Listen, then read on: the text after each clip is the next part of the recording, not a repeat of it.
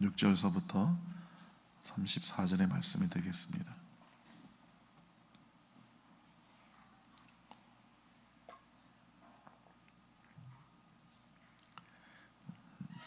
다 같이 읽겠습니다. 바울이 아덴에서 그들을 기다리다가 그 성에 우상이 가득한 것을 보고 마음에 격분하여 회당에서는 유대인과 경건한 사람들과 또 장체에서는 날마다 만나는 사람들과 변론하니 어떤 에피크로스와 스토아 철학자들도 바울과 쟁론할세 어떤 사람은 이르되 이 말장이가 무슨 말을 하고자 하느냐 하고 어떤 사람은 이르되 이방신들을 전하는 사람인가 보다 하니 이는 바울이 예수와 부활을 전하기 때문이로라. 그를 붙들어 아레오바고로 가며 말하기를 내가 말하는 이 새로운 가르침이 무엇인지 우리가 알 수 있겠느냐. 내가 어떤 이상한 것을 우리 귀에 들려주니 그 무슨 뜻인지 알고자 하노라 하니 모든 아덴 사람과 거기서 나그네 된 외국인들이 가장 새로운 것을 말하고 듣는 것 이외에는 달리 시간을 쓰지 않음이더라. 바울이 아레오바고 가운데 서서 말하되 아덴 사람들아 너희를 보니 범사에 종교심이 많도다. 내가 두루다니며 너희가 위하는 것들을 보다가 알지 못하는 신에게라고 새긴 단도 보았으니 그런즉 너희가 알지 못하고 위하는 그것을 내가 너희에게 알게 하리라. 우주와 그 가운데 있는 만물을 지으신 하나님께서는 천지의 주제이시니 손으로 지은 전에 계시지 아니하시고 또 무엇이 부족한 것처럼 사람의 손으로 섬김을 받으시는 것이 아니니 이는 만민에게 생명과 호흡과 만물을 친히 주시는 이심이라. 인류의 모든 족속을 한 형통으로 만드사 온 땅에 살게 하시고 그들의 연대를 정하시며 거주의 경계를 한정하셨으니 이는 사람으로 혹 하나님을 더듬어 찾아 발견하게 하려 하심이로되 그는 우리 각 사람에게서 멀리 계시지 아니하도다. 우리가 그를 힘입어 살며 기동하며 존재하니라. 너희 시인 중 어떤 사람들의 말과 같이 우리가 그의 소생이라 하니 이와 같이 하나님의 소생이 되었은즉 하나님을 금이나 은이나 돌에다 사람의 기술과 고안으로 새긴 것들과 같이 여길 것이 아니니라. 알지 못하던 시대에는 하나님이 간과하셨거니와 이제는 어디든지 사람에게 다 명하사 회개하라 하셨으니 이는 정하신 사람으로 하여금 천하를 공의로 심판할 날을 작정하시고 이에 그를 죽은 자 가운데서 달리 사신 것으로 모든 사람에게 믿을 만한 증거를 주셨음이라 하니라. 그들이 죽은 자의 부활을 듣고 어떤 사람은 조롱도 하고 어떤 사람은 이 일에 대하여 내 말을 다시 듣겠다 하니 이에 바울이 그를 가운데서 떠나매 몇 사람이 그를 가까이하여 믿으니 그 중에는 아레오바고 갈리 디오누시스와 다마리아라 하는 여자와 또 다른 사람들도 있었더라. 아멘. 예. 지금 바울의 2차 전도 여행을 우리가 보고 있습니다. 베레아에서 그가 핍박을 받아 이제 아덴으로 왔습니다. 이제 아덴은 이제 우리가 잘 아는 명칭으로 바꾸면 아테네입니다. 이 아테네는 철학의 본산지라고 할 수 있겠죠. 여러분이 잘 아는 소크라테스, 플라톤, 아리스토텔레스가 태어나고 활동했던 도시입니다. 그러나 철학과 교육의 도시였지만 우상이 가득한 도시였습니다. 그래서 역사를 보면 당시에 인구보다도 더 많은 약 3만 개의 우상이 거기에 있었다고 합니다. 이 아테네를 지키는 여신의 이름이 아테나이거든요. 그 아테나의 이름에서 유래되어서 아테네라고 도시 이름을 지은 것입니다. 그 아테네 그 높은 언덕 위에는 여러분 잘 아시는 그 파르테논 신전이라고 아주 거대한 신전이 그 아테네 언덕에 있었습니다. 당시에 철학의 본거지라고 하면 당연히 아테네고요. 그리고 정치의 본거지라고 한다면 로마입니다. 그리고 종교의 본거지라고 한다면 그것은 예루살렘이라고 할 수 있습니다. 바울은 16절에 보면 어떻게 지식이라는 사람들이 동시에 우상을 섬기는가 해서 그 마음에서 분노했습니다. 오늘 16절에 보니까 격분하여, 그 마음이 격분하여라고 써 있는데 이것이 헬라어로 파녹시에토인데 그 영이 아주 분노했다는 표현입니다. 여러분 바울은 당시 헬라 철학에 아주 도 같은 엄청난 철학가였어요. 물론 히브리 철학, 이 동양 철학도 엄청나게 깊이 알고 있던 사람입니다. 그래서 그는 늘 마음속에 이 철학의 본거지인 철학이 시작된 이 아테네에 오고 싶었을 겁니다. 그 아테네에 와서 그가 배웠던 그 철학에 관해서 그 사람들과 아마 깊이 있게 심도 있게 논하면서 복음을 전하고 싶었을 것입니다. 근데 와서 보니까 그 내가 그렇게 동경하고 그렇게 지식과 철학의 본거지라는 그 도시에 우상이 가득한 걸 보고 너무너무 마음속에서 분노가 일어난 거예요. 어떻게 이 지성이라는 사람들이, 어떻게 철학을 연구한다는 사람들이 이렇게 헛된 우상을 많이 섬길 수 있냐는 거죠. 여러분, 많은 학자들이 21세기가 되면 종교는 타락할 것이라고 했어요. 저 성경은 박물관이나 가야 볼 수 있을 것이라고 그랬어요. 물질명이 발달하면 더 이상 비합리적이고 비이성적인 종교에 사람들은 빠지지 않고도 안락한 삶을 살 수 있을 것이라고 예견했어요. 그런데 21세기에 들어와서 보니까 전통 종교는 어느 정도 좀 쇠락을 했지만 수많은 신흥 종교들이 생겨났습니다. 그래서 사람들은 더 종교에 심취해 있습니다.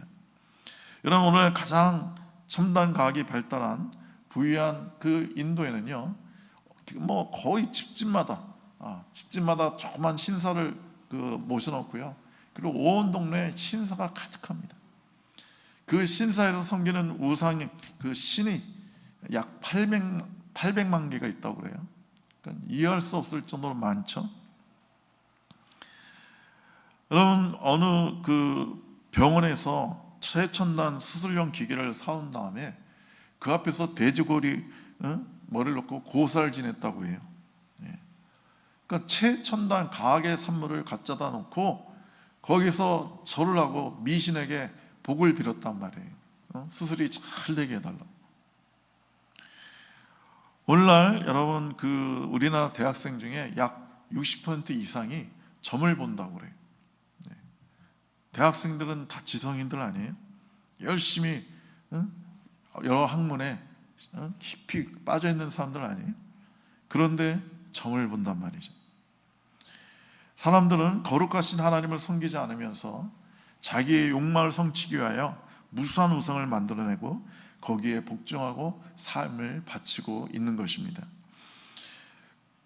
그러나 또 한편으로는 사람들이 아무리 공부를 많이 하고 예술을 발전시키고 과학을 발전시켜도 그 자기 마음의 허무한 불안을 극복하지 못한다는 것을 우리는 이 아덴의 우상들을 통해서 분명히 알 수가 있는 것입니다. 대학생들은 미래에 대한 불안 때문에 점을 보겠죠. 최첨단 기계를 도입하고도 그 기계를 믿지 못하는 거예요. 그 기계가 다 해줄 거라고 안 믿는 거예요. 그것을 다루는 자기 자신들을 믿을 수가 없기 때문에, 그래서 미신에게 엎드려서 절을 하고 고사를 지내면서 도와달라고 하는 것입니다. 여러분, 그래서 최첨단 문명사회나 어떤 야만 사회든 간에 역사 이래로 모든 민족, 모든 나라 사람들이 다 종교를 갖고 있어요.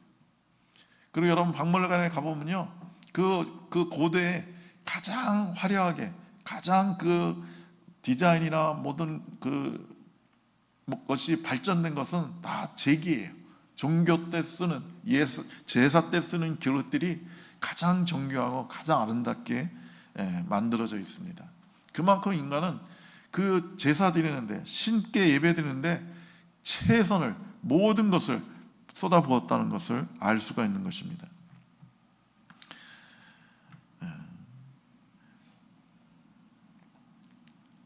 로마 황제 그 칼리쿨라라는 사람이 있었습니다. 아주 포악한 인간이고, 정말 너무나도 많은 그리스도인들을 핍박하고 그랬던 사람이에요. 너무너무 방탕한 삶을 살았고 항상 입에는 하나님을 모독하는 말을 달고 살았어요. 그런데 그 사람이 하나님의 진노라든지 하나님의 심판 이런 단어를 들으면, 이런 말을 들으면 얼굴이 백지장처럼 변해서 귀를 막았다고 합니다. 그리고 모든 신들을 멸시했지만 만약에 하늘에서 천둥번개가 치면요, 벌벌 떨면서 자기 침대 밑으로 기어들어갔다고 해요. 그러니까 칼리쿨라는 입으로는 신을 모독했지만 그 심성에서는 본능적으로 하나님의 심판, 하나님의 저주를 두려워하고 있었던 거예요. 여러분, 파스칼이라는 위대한 학자는 이런 말을 했습니다. 사람 마음속에는 큰 구멍이 있다. 그런데 이것은 어떤 쾌락으로도 명예로도 학문으로도 철학으로도 채울 수가 없다.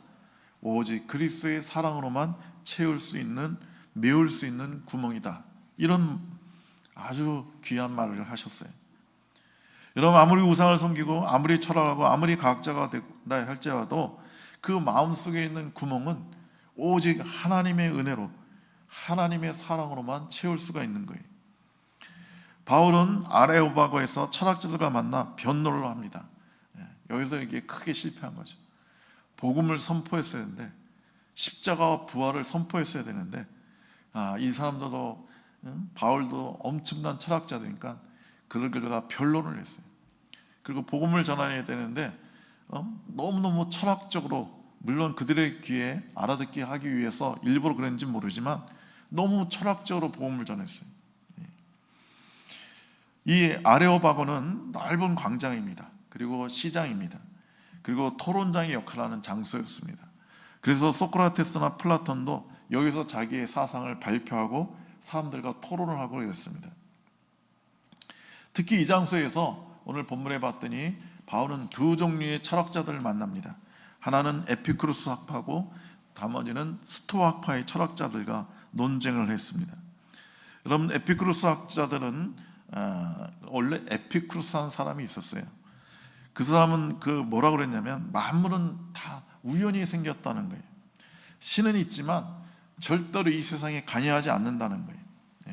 뭐 세상을 심판하거나 뭐 상급을 준다거나 이런 거 하지 않는다는 거예요. 죽으면 모든 게 끝이 나는 거예요. 그래서 이 사람들은 죽음을 아주 싫어했습니다. 이들은 오직 철두철미한 현실주의자들이, 두려워하거나 순종해야 될 초자연적 존재는 없기 때문에 최상의 삶은 지금 이 세상에서 쾌락을 누리는 겁니다. 이 쾌락은 단순히 형이하학적인 게 아니라, 물질적이고 육체적인 게 아니라 형이상학적인 것도 의미해요. 그래서 그들은 방탕하게 살진 않았지만 향락주의로, 쾌락주의로 빠질 위험을 가지고 있습니다.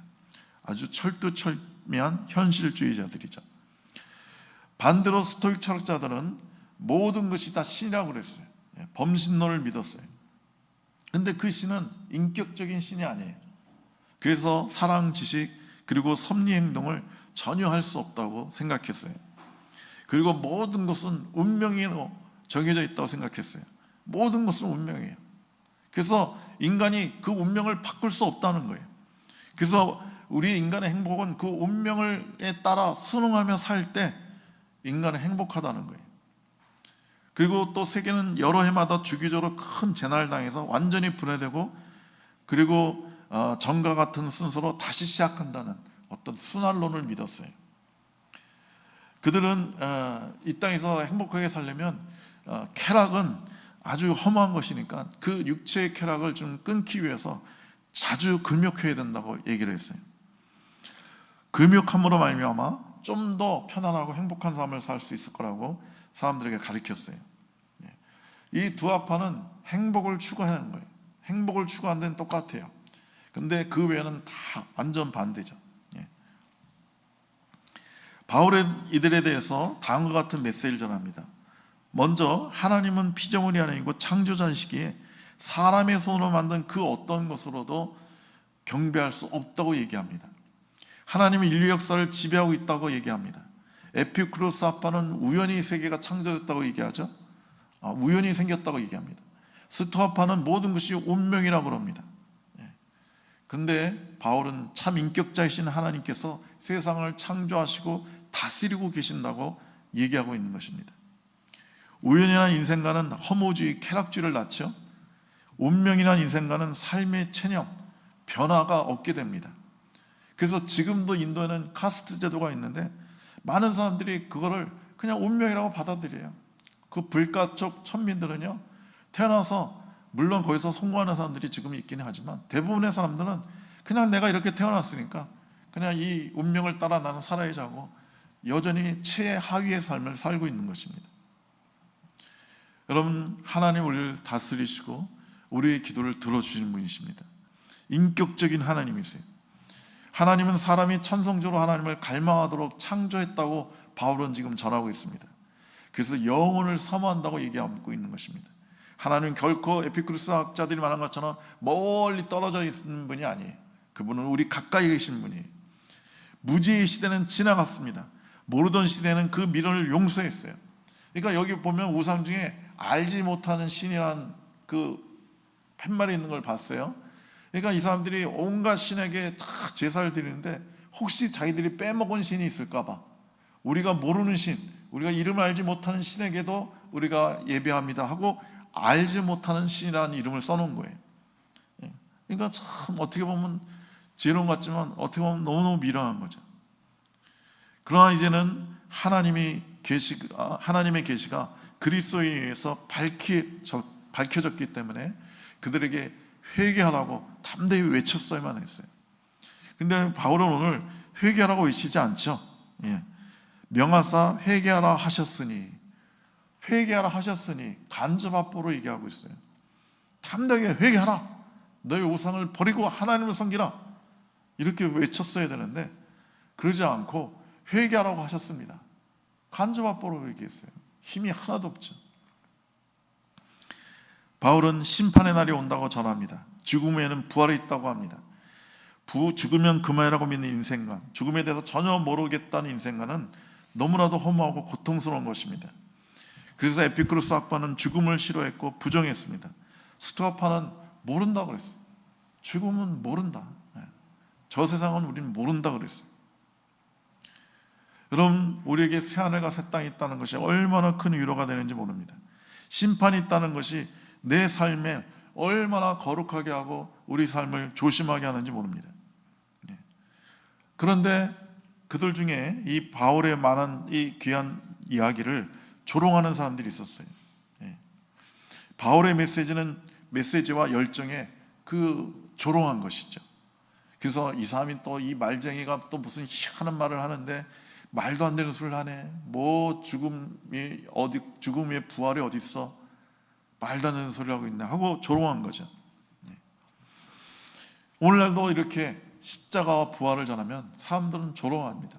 무슨 말도 안 되는 소리를 하냐고. 어떻게 그런 걸 믿을 수가 있냐. 그리고 어떤 사람은 다시 듣겠다고 했습니다. 그러니까 지금 결단하는 게 아니라 내가 한 번 더 그 얘기 들어보고 그러고 나서 생각해 보겠다, 이 얘기예요. 여러분, 은혜가 임할 때, 복음을 들었을 때 그 자리에서 그 순간 결단해야 되는 겁니다. 언제 다시 기회가 올지 몰라요. 근데 그 중에 일부는 미룬 겁니다.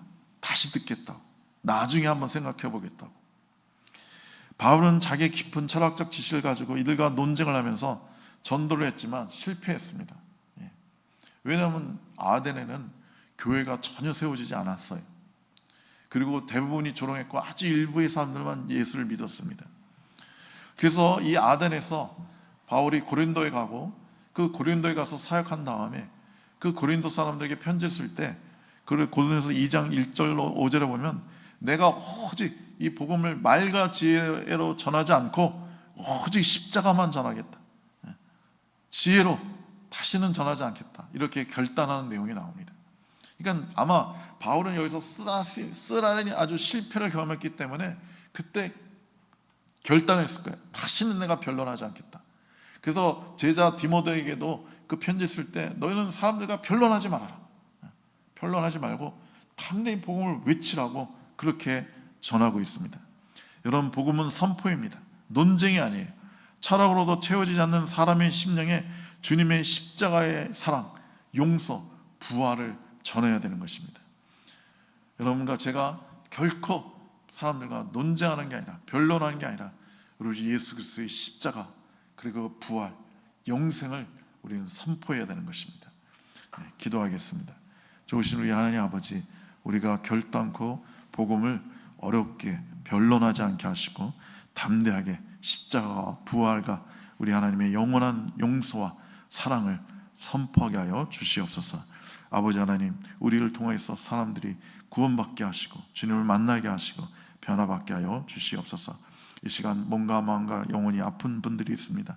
이 시간 주님께서 보혈로 덮어주셔서 그들을 치유하여 주시옵소서. 새롭게 하여 주시옵소서. 강건케 하여 주시옵소서. 우리 주 예수 그리스도의 이름으로 기도드리옵나이다. 아멘. 주기도문